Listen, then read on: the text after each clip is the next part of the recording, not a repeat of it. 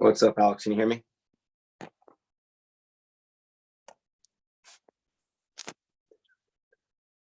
Can you hear me now?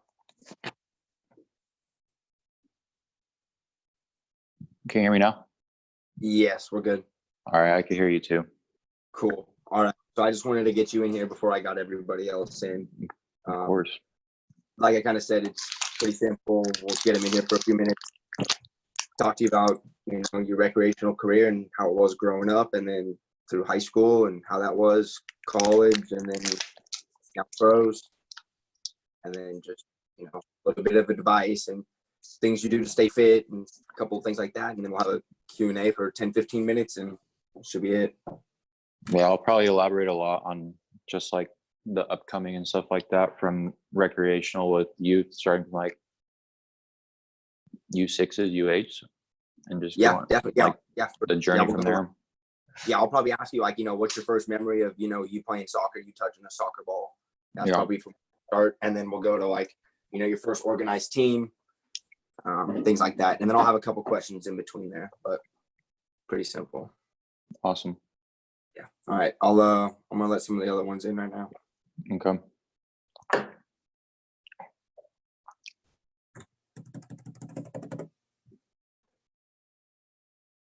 You at the office right now? I'm actually in my room. Nice. Got the virtual background. What's going on? Mia, cool. We got Mia, Kasim, Naeem, Solo, Jocelyn. Okay, cool. Nice. We'll give it another 1 or 2 minutes. There's a couple more that should be coming in. But That's fine. yeah. First off, What's going Alex, on, thank you guys? Yeah, thanks for your time, Alex. I appreciate it. Of course, man. Got nothing but time now. I know. Crazy.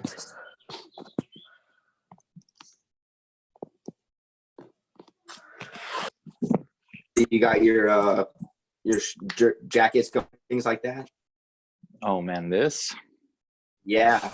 is my buddy. This is my buddy's brand, man. It's called Popular Choice. Here, I'll show you the back. It's pretty cool. Yeah, I saw you have your new launch of that. Shabam. It's pretty awesome, man.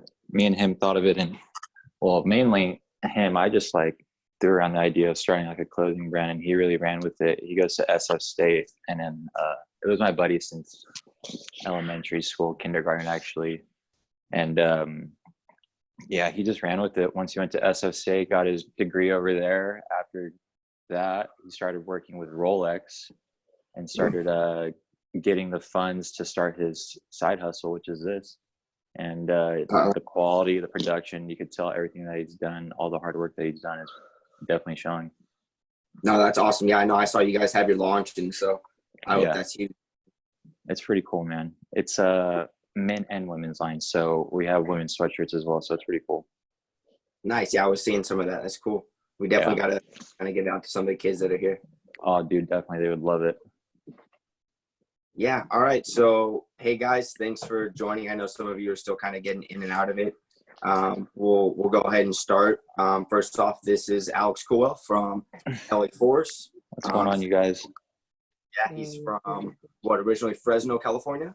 Exactly. Yeah, Central California, pretty much. Nice. And then now he's down here living in Fullerton, playing on the semi-pro team. You know, just kind of dealing with this off time right now. So we really appreciate having him on and spending some time with us. Kind of course, man. I'm happy to be here. I'm happy to be here. So real quick to you guys out here, we're going to be talking for a good, I don't know, half an hour kind of on about his soccer journey and how it is for him growing up and how he became a semi-pro player. If you guys have any questions, you know, hopefully try to wait for the end, but if they're immediate, go ahead, just raise your hand, let us know. But other than that, we're going to start doing this kind of style every Thursday.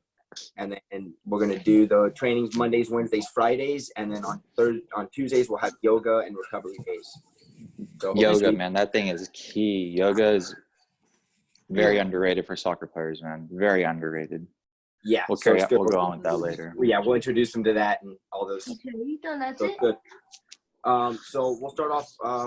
What's your first memory, you know, touching a soccer ball, playing soccer? When did it start? Man, probably when I was 6, 7 years old, honestly. My dad introduced me to it. He was actually my first soccer coach ever at my elementary school. Started in kindergarten, didn't get into recreational play till first grade. And there was no other coaches to coach the team. So my dad hopped on, not knowing that much about soccer, but knew how much I loved it. And he wanted to see me excel in it. And he took on the role like incredibly. Like he loved all the kids, loved all my teammates. A lot of my teammates are still my friends now. And it's been an amazing experience, just what soccer's brought for me and brought to my family. But yeah, starting at Gibson Elementary School, I was 7 years old. Recreational play. It was me and my buddies just playing. My dad was coaching, so it was nothing but fun and games. Yeah. And you remember like how many kids used to be on the field? Because I know right now with all the regulations, you know, they're doing like 3v3 with the youngers and 7v7, 9v9. I want to say that we were running 9v9s when I was like in like 8 years old, 9 years old. Well, the same thing with me. We were playing like 9v9 and yeah, it was nothing. It's crazy. We just had so many kids running around a ball at once. Yeah, now there's so much space for these kids with the 5v5s and the 6v6s. Back then, they would call it bunch ball. That's what they would call it back in the day, bunch ball for me. Yeah. A bunch of kids just kicking and screaming, and it was great, man. It was a great time. Yeah. No, that's awesome. It's funny how it's evolved and it's gone, you know, kind of with more structure. Especially in the United States, man, it's only getting better. It's only getting better. All the academies that are popping up, all that good stuff that's popping up. I didn't get to have that opportunity back in my day until high school. And yeah, I started my travel league when I was 12 years old, and then started getting to the academy when I was 16. So now these kids are being blessed at U6, U8s, U10s, U12s. They're all starting at academy level, and it's just getting up from there. Yeah, it's huge. Yeah, I was gonna, you know, kind of go on back of that. What was kind of your first club style, academy style coaching that you got? You know, when did you jump out of the recreational and jump into the club? So I was kind of like a late bloomer, man. A lot of my friends hopped into the club level when they were U12s and stuff. I didn't hop until U14s, give or take. I was a multi-sport athlete. I ran track. I played basketball.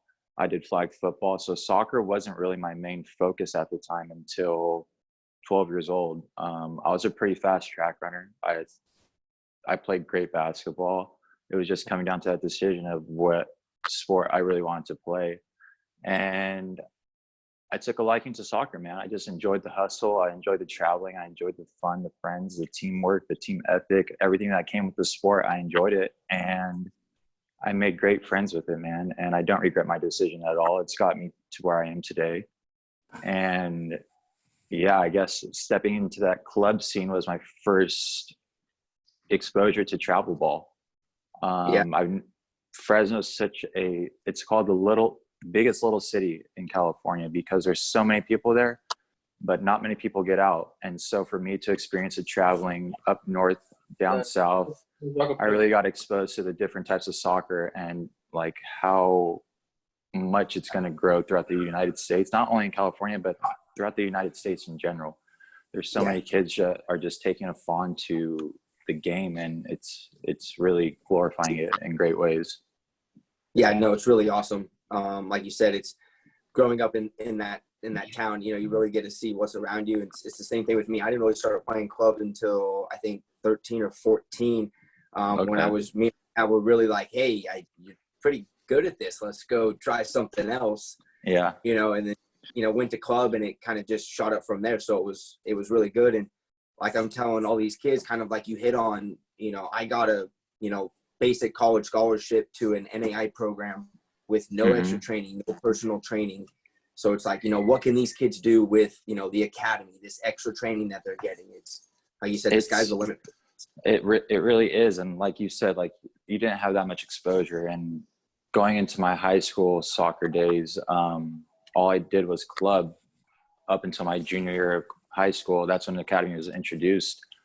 And I didn't get that much exposure, man. It was all done through family, through film. You would have to get film, send it out to recruitments and let them do their thing. And that was very, very hard. Now you got all these academies that have footage for you that they could send out. Any team wants it, they got it right there for you. Like, it's very, very great. And I think they're utilizing that in a great way nowadays.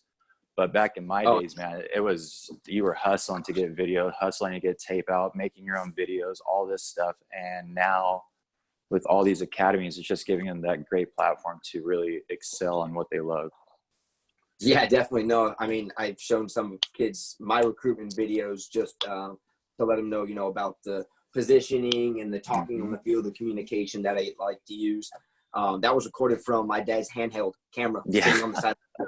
Yeah, man, that's early 2000s right there for you. Because nobody was focusing on, you know, getting their kids film and things like that. So it was all how are you going to place in the club tournaments? How great are you going to do in the club tournaments? And that's where you really got exposed. That's where I met a lot of great names, man.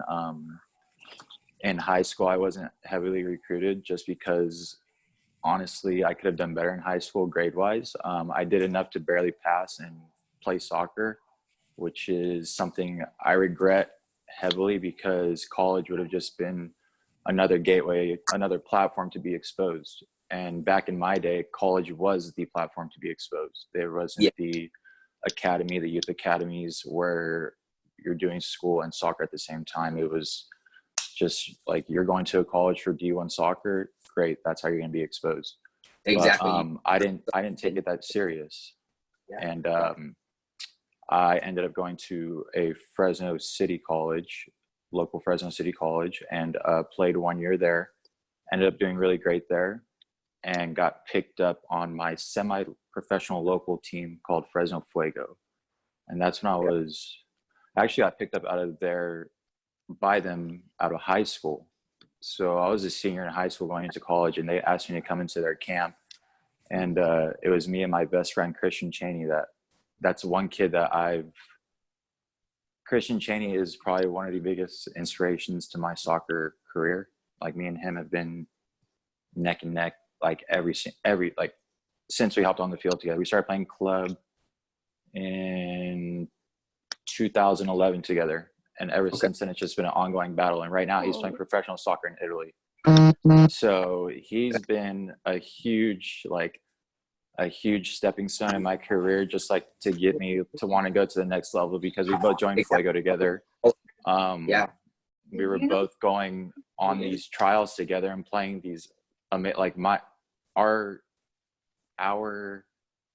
I guess you could say resume together is unbelievable. The teams that we've played, the guys that we played against at such a young age, it was just an eye-opening experience. And from going from high school to that, it was just like, wow, I think I know what I want to do for the rest of my life. And that's where I really like stepped out and was like, all right, I need to start taking this a lot more serious. No, that's awesome. That's really good. I think we have a question from Kasim. Let's hear it, Kasim. Your friend that plays in professional in Italy, what team does he play for? It is a second division team. I would have to look it up right now on his Instagram. Give me 1 second. I can tell you right now. What do you want me to look? Yeah, it's pretty funny that, like you said, it's going back and forth and things like that. So it is Malta FC. M-U-L-T-A? Malta FC. His name's Christian Cheney. So we both, like I said, we both started playing for the Fresno Fuego, which was the PDL team. Yeah. And that's where we got exposed to a lot of the Southern California teams. FC Golden State Forest, which is a team that I'm currently with. And then there was Orange County Blues. There's just a whole bunch of down south teams that really we got exposed to. And from that, Fresno Fuego took the stepping stone into going into the USL Championship professional level. And that was 2 years ago. And from there was a select few of us that got brought into that training camp, Christian and myself being one of them, as well as a couple other players. And that was a real big step into the professional level for us. And from there, it was just going up. Like, we enjoyed every part of it, especially being local boys in our local town with a professional team. Like, it was a dream come true for us. Exactly. No, that's what you guys grew up, kind of waiting for, is, getting that professional contract or getting that professional team to come look at you guys, and to get it both together on the same team is. Oh man, it was a dream come true, honestly, man. It was something that we've talked about since 7th grade, honestly. And for it to happen, it was amazing. That's awesome. And that's the same thing I'm talking about my kids with, imagine, some of the ones of the way. So what if all of them go up and they're on the same team together, or the national team together, like, but it's getting that common connection between all of them, using it not using it as, oh, that person's better than me, and get down and go work harder and go try, get to their level. You can't have that mentality in soccer. You can't have that, oh, he's better than me. You can't have that chip on your shoulder in soccer. You have to use that as a firing fuel as to, I want to be on this guy's level, or if not his level, better than him. And just use that to better your game, like better your craft. Do whatever you got to do to make yourself the better player, to get that better edge on that other player, because there's always going to be somebody working harder than you. But it doesn't matter. It's how hard you work. Yeah, and then on the back of that, Bryce has a question. He sent me a chat. The question is, what do you think the difference between the good players and the great players are? What makes that difference? That's a good question. I think that's Bryce. I think that's my best friend Bryce. That's the creator of this brand that asked it. But the difference between a good player and a great player is honestly dedication. You could be a good player with all the skill set, everything given to you. You won't work hard. You can do whatever you want, and you won't go anywhere. If you are dedicated and you are working hard and you have the skill set and you have it all, and you're in the lab every single day, working on your craft, that's what makes a great player, man. It doesn't matter if you're not feeling it today. It doesn't matter if you're down and out, if you're sore. You'll always find a way, no matter what. If you're a great player, you'll always find a way. Cristiano Ronaldo is working every single day. Messi is working every single day. Whether you guys see it or not, they are working every single day. And it's their craft, man. They live by it. They will do anything to be the best. And that's what you got to come into this game with, that mindset of, you're going to run through anybody. You got to work harder than anybody. You got to be faster than anybody, and be dedicated to it, man. You can't just say it. You got to be dedicated to it. You got to live by the word, and you got to put the work in, and you got to work hard, and just staying dedicated to the craft, man. A lot of players don't realize how much repetition is useful. Repetition is key when it comes to fundamentals: passing, dribbling, shooting.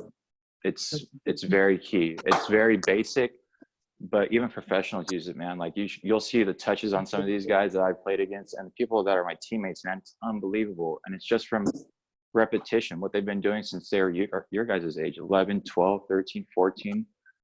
They've been doing it since they were that young, and now they're 22, 23, 24 years old, living the dream because they put the work in. And that's all it is, man. It's just putting the work in. You got to be dedicated to it. Yeah, I think it's the two basic kind of cliches that everybody talks about. It's the 10,000 hours of work. You know, you just got to put the time in and just kind of put your head down and know in the end that, you know, those touches are going to make a difference. And hard work beats talent when talent doesn't work hard. That's facts. That's not just a saying, that's facts. You know, you're like you said, you know, you can have all the skill in the world. You can be blessed with the physical talents, but if you're not going to get out there and work harder than somebody else and have that mentality that nobody's going to beat me and nobody's going to get through me, or, you know, I'm going to score every time I touch the ball, you know, you're really not going to get to that top level. Because there's going to be somebody else that's going to want it more than you every single time. But yeah, man, just, I guess, getting to that level of professionalism at such a young age, not such a young age, I guess you could say, but like getting to that level of professionalism in my city was very eye-opening, and it made me realize what I'm going to have to do to branch out and want to be better at it, because I wasn't just settling for being a local kid playing professional soccer in the city, because we're in 2020 now and that team's no longer there. So it was kind of a blessing in disguise for me to come out here. But back in my day, it was, you got to work hard to be on this team, man. And it was truly a blessing to be on that team. Yeah, I think that's kind of the crazy things with the semi-pro teams, and those teams can fold, you know, at any given time. They can, you know, cut their whole roster. They can make complete changes and you not even know about it and be out of, you know, work, be out of your job and have nowhere to play soccer for the next year. So it's, you know, it's you can't be complacent and just wait for the next opportunity to happen. You need to put yourself out there and continue to look. And like you said, you found a home, you know, you found a good place to come, and it was like you said, a blessing in disguise that you kind of moved out there and made the jump. I know we talked about it, and it was a big step for you, you know, moving away from Fresno, you know, coming down here to Fullerton. So it's my first time away from home, honestly. Yeah, elaborate a little bit more on that. So I was, like I said, just touching back on my career, I was playing in Fresno for the PDL team from 2012 to 2018, I would say, until it turned to the USL Championship. And in 2016, I tore my ACL, my meniscus, which is probably the most horrific injury you could have as a soccer player. And that's where you really take a toll on yourself mentally, not only physically, but mentally. It's a huge game, man. You got to really fight through a lot of things. And it was getting to that point to where I didn't even know if I wanted to play anymore or not. And that's where Christian Chaney just came in and was like, man, we've been playing since you don't even know how long you've been playing for at this time, because you've been just so invested into it. You've been working so hard. Like, you've been putting so many hours into it. Why are you going to stop now? And so he really just opened my eyes and made me run with, I got to work hard to get to where I was at and be better. And I started playing with the PDL back in 2017 again, once I recovered from my ACL injury. And from there, it turned into the Foxes. And the Foxes would play FC Golden State in the USL2 every season. So I was going down here playing them. They were seeing me. They were coming up there and seeing me. And I was, I guess, on their scouting list, you could say. Yeah. And in 2018, or excuse me, end of 2018 coming into 2019, we had preseason with the Fresno Foxes, and we played the LA Galaxy. We played LMU, which is another down south team. And it was just coming to that time where a coach was going to make decisions on the final roster for the Fresno Foxes. And I could tell that he already had his mind set on center backs. And I wasn't on that list, unfortunately. So I had to make that jump from being so self-assured in my little city that I was going to be okay, to jumping out to somewhere I know nobody.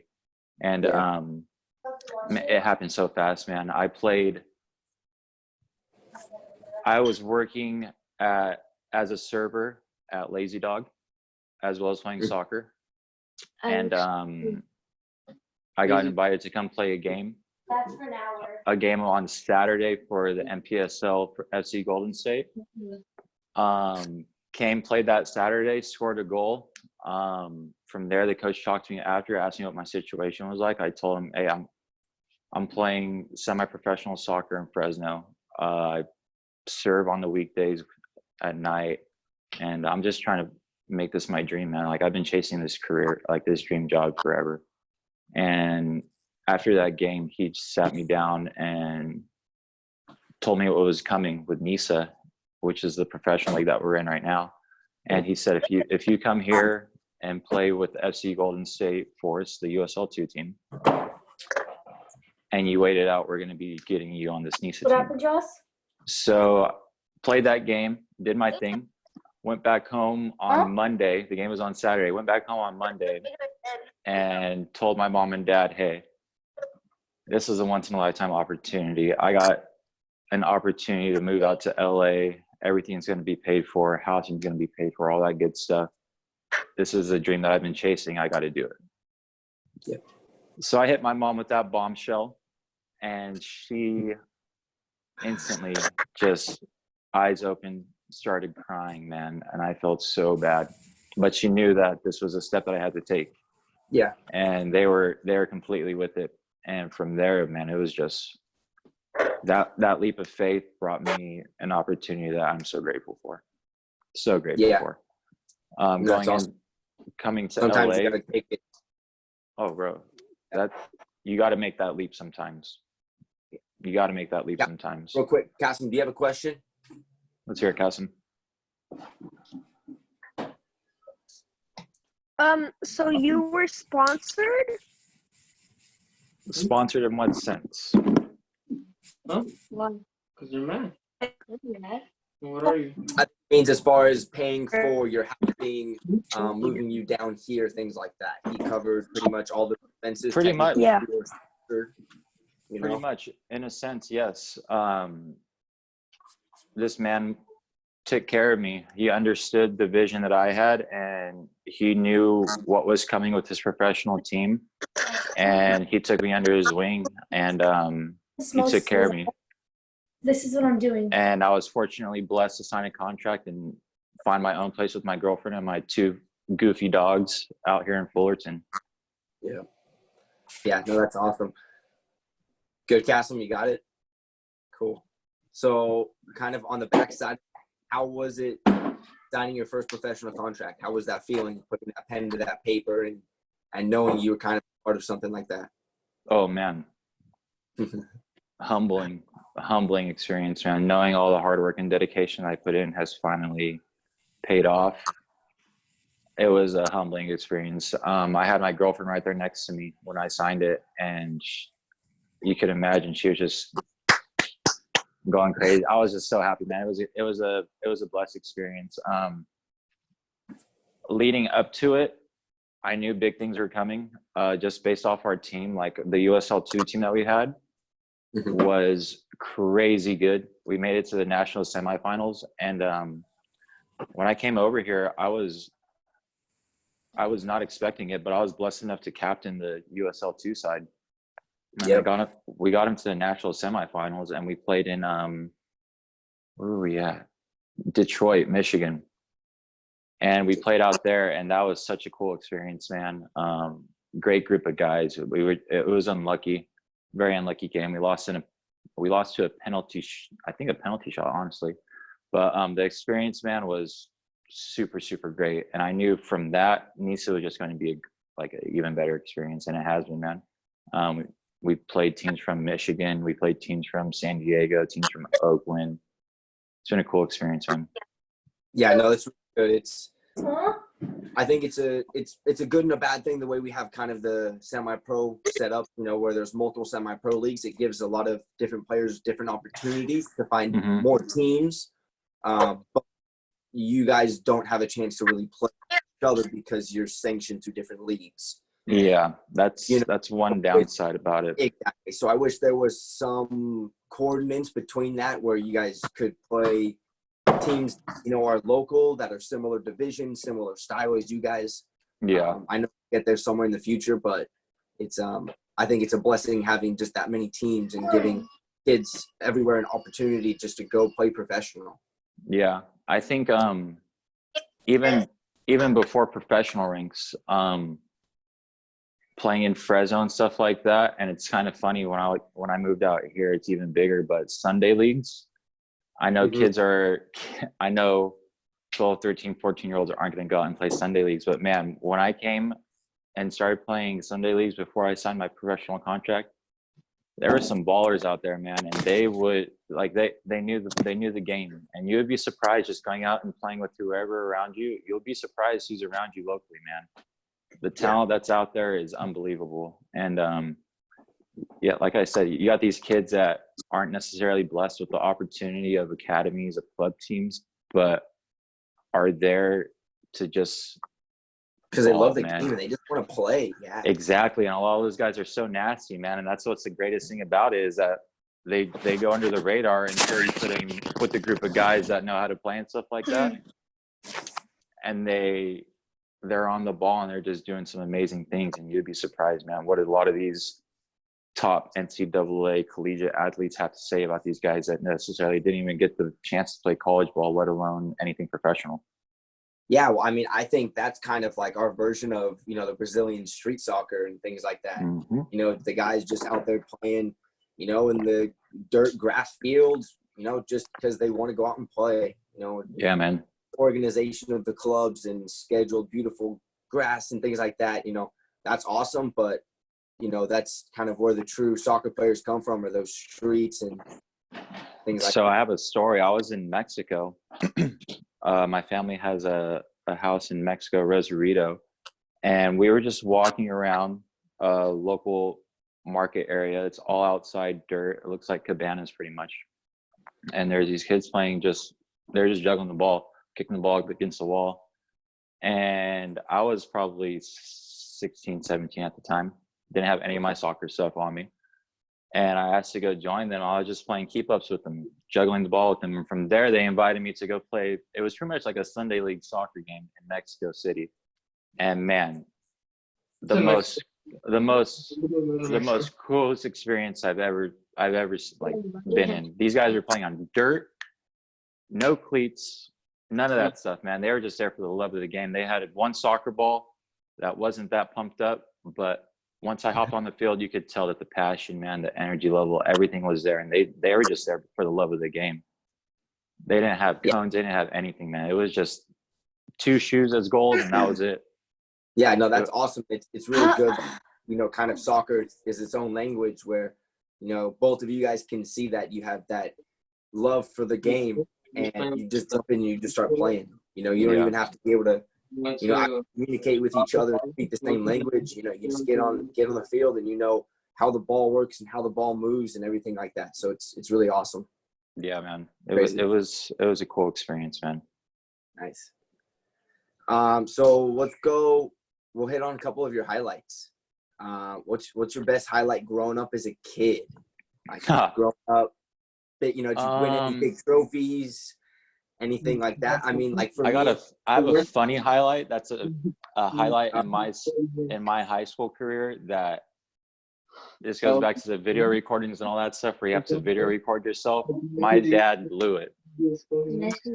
So I was in a high school game. My dad hired a videographer, and there is this play where.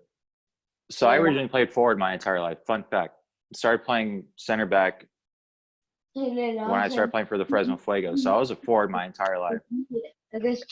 High school, my senior year, I get a cross from probably 40 out coming from the right side, and I'm at probably a little bit inside the 18 box.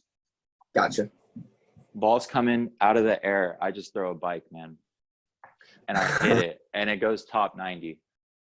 During that whole process, the videographer is right behind the goal, but my dad's talking to him, so he has the camera down the whole entire time.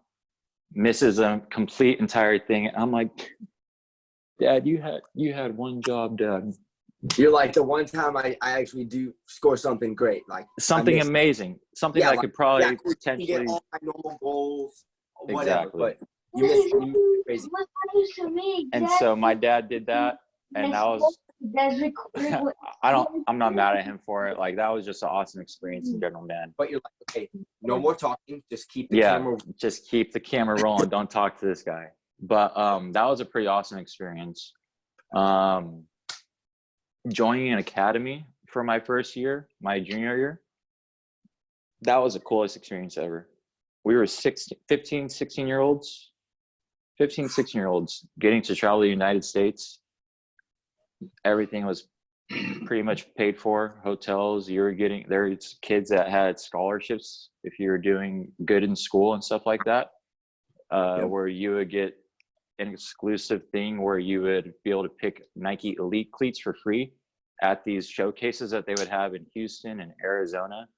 And it was all sponsored by Gatorade. Like it was top-notch stuff, man. And that was probably the coolest soccer season experience I've ever had. We didn't do that great, but I met a lot of great people and played against a lot of great people.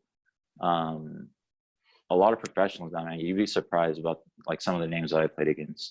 It's pretty cool. Yeah, no, that's awesome. Like you said, it's more about the experience and things like that. Mm-hmm. And on a side note of that, you know, the biggest thing I tell all my kids is all of you guys are student athletes first. You guys are students first, you know. Mm-hmm. Like you said, you know, you kind of wish you took your high school a little bit more seriously. Oh man, I wish I could have took that back. Dude, I went out of high school with a 3.8, and That's I didn't huge. start focusing on soccer till like my sophomore, junior year when I was like, hey, I'm kind of good at this. I think I can go to college, Mm-hmm. you know. But I think, you know, like you said, if you were to focus a little bit more on schooling, you could have probably done a little bit differently. So I stress that to the kids, you know, make sure you get all your schoolwork done, all of that stuff done, and then, you know, you can go out and you play and you do that stuff after. But You got to treat schooling just like you treat soccer, man. You got to put as much dedication as that as you do into soccer, or else that you're not going to go anywhere. I'd hate to say it, but good grade. If you don't have good grades, you're not going to be able to play on your local high school team. You're going to be stressed out. You're not going to want to do all that, man.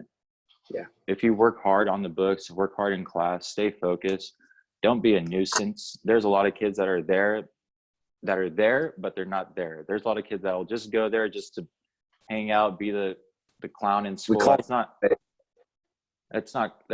not cool. Like as you get older, that's not the cool thing to do. The more you focus in longevity, it'll benefit you. The more you stay focused on your craft, on what really matters to you, it'll benefit you in the long run. yeah, definitely. 100%. So, I mean, going on something that you hit on earlier, I think we've kind of had the same positional experience where, you know, growing up my whole life, I was a striker from 5 years old all the way until I was like 13 or 14, until I joined my first club team, and they were like, hey, we got 6 strikers. If you want to play, you got to find somewhere else. Yeah. So I transformed myself into a right back and, you know, a center back. New coach came in, and from there on, I captained the back line moving forward. Went into high school. That was my sophomore year, moving into my junior year of high school. Okay. Sophomore year, I ended up being on like the Frosh Soft team. Scored a bunch of goals, went to JV, stayed there, and I was the striker on JV my sophomore year. And then the junior year, I was the starting right back captain on varsity. Nice. So it was just crazy, you know. And crazy transitions, huh? Yeah, and what I kind of tell the kids is, you know, in that transition, because I have some kids that are a little bit older going through that, you know, hey, you know, I don't really know how to play the game because I used to play right winger. Now my coach wants me to play, you know, right defense. What I tell them is, you know, think about the game in opposites. You know, when I was a striker, you know, I would think about how can I get around this defender? You know, what moves work, things like that. Exactly. Now thinking the defender, you know, I'm like, okay, well, what is this striker going to try to do to me? Are they a fast striker? Are they a slow striker? You know, they're going to try to body me up. So I think about opposite. You know, how can you hit on that a little bit of how your transition went positional? So one thing that I've came to notice is that it's all a mental game, man. When it comes down to it, all of us we're soccer players. we're soccer players. A lot of us have different roles. A lot of us could be forward. A lot of us could be right back. A lot of us could be center back. A lot of us could be a goalkeeper. It's how you take on that role. It's how you change, you shift that mindset from, okay, I'm no longer going to be this role, but how am I going to help my team and excel at this new role while still being the great soccer player that I am? Because it's not like I think a lot of kids get down, like, oh, they're not good enough in their position. They didn't get the good enough looks in that position. They've been training this position their whole entire life. It might not even be that, man. It might be the coach might see something in you that you don't see, that once you catch on to it, you'll be like, oh, it makes sense now. And I think that's what happened to me. I really just took that mindset and shifted it from I'm a forward to no, I'm a soccer player when it comes down to it. I know what I got to do. I know what these guys are doing against me. It's just shifting that mindset to what now is my new job. Like you said, I played forward my entire life, man. Literally my entire life. It was either center, attacking mid, or forward. I was always goal hungry, always assist hungry. And I was a top recruit at a high school in the state for a forward. And I really thought going into Fresno Fuego that's what they were recruiting me as. And I started playing over there a little bit as a forward, and then literally something happened to where our center back got injured, and my body type, I guess my size, just fit the description perfectly. Big, tall, and strong. Exactly. And they threw me back there, man, and it's been history ever since then. I caught on to that role, absolutely fell in love with it. Really caught on to it quick, because coming from that forward mindset, you kind of know what runs are going to be made. You kind of know what touches are going to be touched into space. You kind of know what passes are going to be coming with the quick 1-2s and stuff like that. So I kind of took that into my realm of, I already know all this stuff, man. It's just using it in a different role now and defending it. And I'm not going to lie, I wasn't the best defender at all. One-on-one, I was not the greatest at, but I trained super, super, super hard every single day and took the chance that the coach trusted me with playing center back, and I ran with it, man. It was something that I took a liking to. And once you really grasp onto it and work hard at it and see yourself getting better at it, it's really rewarding. It's really, really rewarding. Yeah, no, that's really awesome. You know, like you said, thinking about it kind of in that opposite way. I think we have a question from Cassim over here. Question? Let's hear it. So the same thing happened to me. I played like offensive positions from like 5 years old up to 11 and a half. Okay. And now I'm playing right back. And I want to ask, what helped you transition?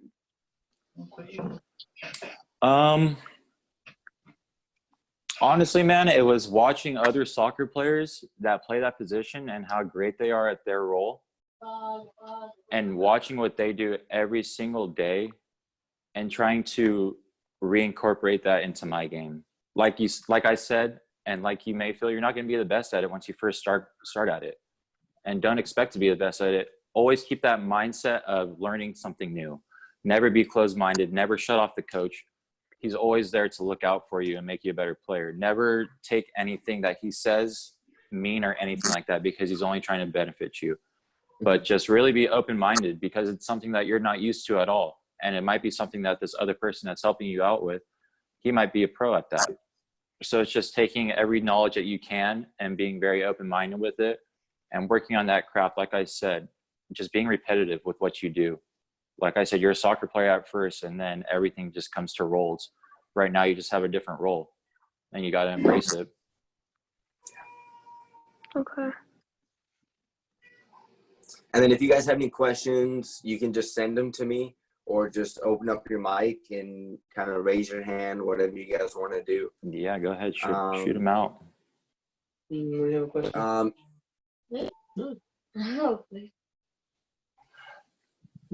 I don't have a question.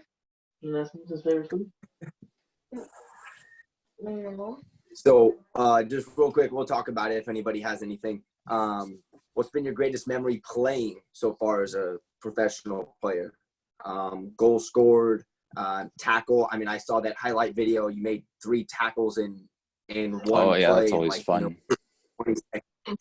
So Tackling's fun, man. Like, what- I want to say this first inaugural season of LA Force, we didn't know what was going to happen. We were just a bunch of hungry guys that wanted to come together as a team and make a statement. And we ended up going to the finals of the Western Conference, ended up coming up short, but still, man, that was just a huge experience for the team and really put us on the map of what these guys can do. And Exactly. it wasn't anything for me personally, because I could get all the personal whatever. It's not going to matter to me. It's raising what started from this and just making it like expand. That's something that I really like take pride in. Yeah, exactly. No, like you said, you went from the second team up to the first team. And now this first team's growing to be, a contender and almost, going to turn into, I think, a powerhouse this next coming up year. Yeah. And, depending on how everything kind of moves forward. But, yeah, I mean, you guys are poised to take those next steps. We're doing our best, man. And right now it's kind of tough with this whole quarantine, but we're doing our best to keep in shape and stuff like that as much as we can. As much as we want to be out there and stuff, we can't, but trust me, we want to be out there. Yeah, it's just like you said, just putting in the personal work and just getting those repetitions and those just little touches in. You'd be surprised what you can do at home, man. There's a lot of stuff you can do at home. You don't got to be out on the field every single day. I mean, it helps a lot, but if you got a soccer ball at home, just get some touches in at home, do some workouts at home, and you'll be good. Yeah. You guys have any questions down at the bottom there? Good. You guys are good? All right. So I know there's kind of a bunch of unknowns moving forward of what the season kind of holds, but you know what you're doing for this next coming up year? As of right now, man, everything's in the air just with our scheduling and stuff like that. It's everybody's just waiting for the call, man. The call where we could just get back onto the field. But honestly, right now, it's just taking a lot of time with my girlfriend and my dogs and just like taking as much time as I can in with them. Seeing my family in Fresno every once in a while. I know we're supposed to stay quarantined, but I got mom and dad that are wanting me back at home every once in a while. So I go out there and try to say hi. Yeah, try to say what's up to them. But yeah, man, it's just staying as fit as possible. I run every single day. I try to get out by myself, just touching the ball every single day. Just staying like laser focused. You can't really lose a laser focus because that's where you start getting lackadaisical. And no, exactly. And like you said, even if you're not feeling super hot that day and don't want to get touches, go watch some film. Go watch a video of somebody in your position, but change it up. It doesn't always have to be physical work. It can be some mental work. Go listen to a podcast. Just something different. But like you said, just kind of keep yourself going, every single day, whether it's 5, 10, 15, 20 minutes. But yeah. And you'll realize as you get older, man, you can't be putting in those hard days that you used to, double days as you're getting older, back like in high school. A lot of it's going to be a mental game. So learning the game on YouTube, even playing FIFA, man, like the littlest things will benefit your game. You'd be surprised. Yeah. And yes, I am calling anybody out on FIFA. But yeah, man, I do love video games as well, so I have been playing video games. Yeah, no, I saw a little bit of Fortnite as well. Yeah, just staying active. For the most part, I'm trying. Let's hear it, Case, and what you got. What video games do you play? You want to learn science? I'll show you right now. Okay. How do I? Okay, here we go. Yeah, you just wish. Do you ask your PE teacher? I'm watching Tfue. No, I love playing Fortnite and I love FIFA, man. Yes, Fortnite and FIFA. And I just downloaded Call of Duty, but I suck at that, so you can't really hold me against that.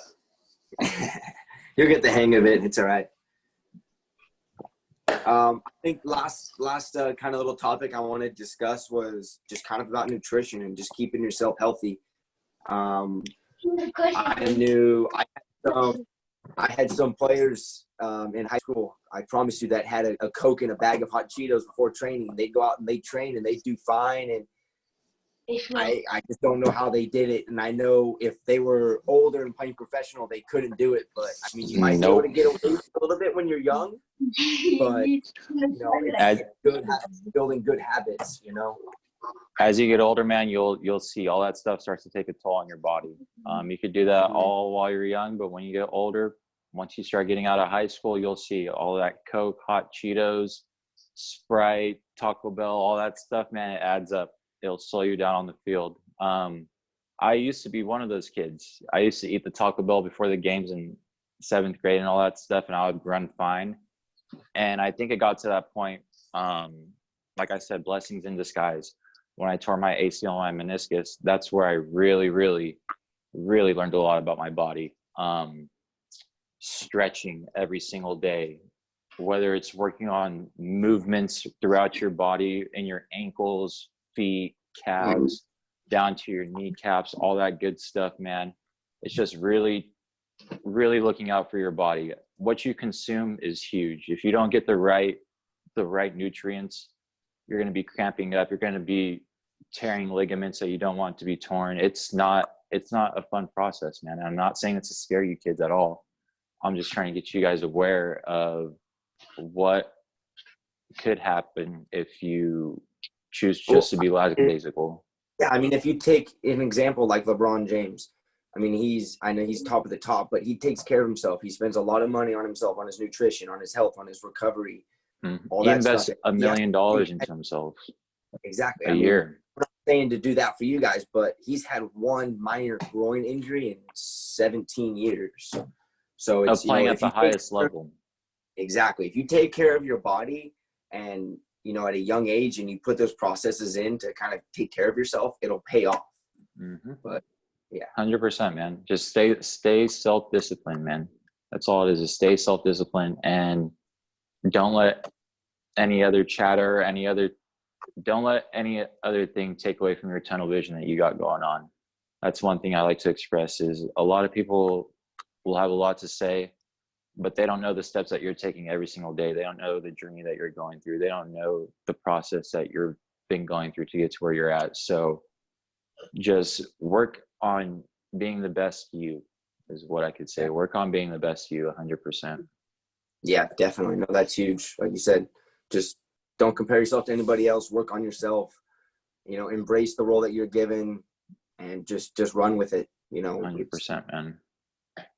I think that's it from me. There's a couple guys on the screen if you guys want to chime in for any last kind of questions or comments. Alex, I'll let you kind of promote yourself and shout out your Instagram, and if you want your clothing company, get them to check that out. You guys need to check this out, man. Popular Choice, based out of San Francisco, California. It's pretty awesome, man. I love it. I got so many pairs of these hoodies. But man, follow it. Popular Choice 1, and then my Fortnite name, Capital Steez. Capital C, CAPITAL,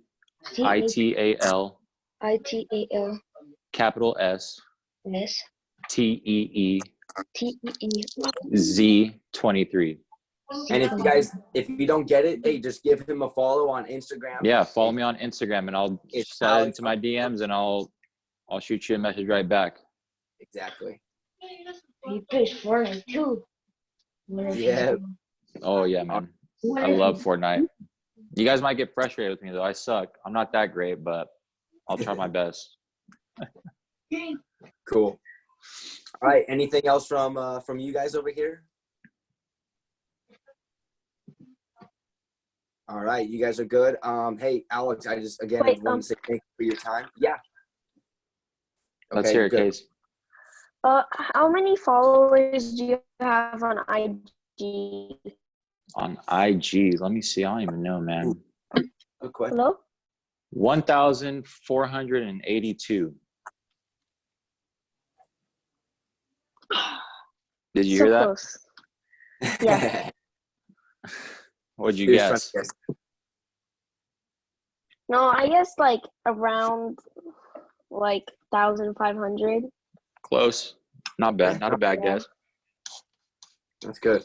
I need you to follow me to get me there. There you go. Yeah. That's why we're shouting him out. Give him a follow and follow his journey as we move forward and get out of this quarantine and have What do him you start want talking. podcast? He plays usually at Rio Hondo College in LA. That's where they played last season. So, but we'll see what it is moving forward. I'll keep you guys updated on his schedule, and I know he will on his Instagram. Again, thank you for your time. And again, dude, see you around. I know you'll be at the academy getting some trainings in and stuff. So, Of course, man. You guys feel free to stop by and check out one of the trainings or anything like that. If you guys just want to see how a professional trains, go ahead and stop by. But yeah, thank you, man. I appreciate you for having me on. It was a cool experience, man. I love it. Yeah, no problem. All right. I will let you go, and I will talk to you guys later. All right, guys. I'll see you guys later. Bye. Bye. Peace out. See you guys. For sure. Those bros. Soccer bros.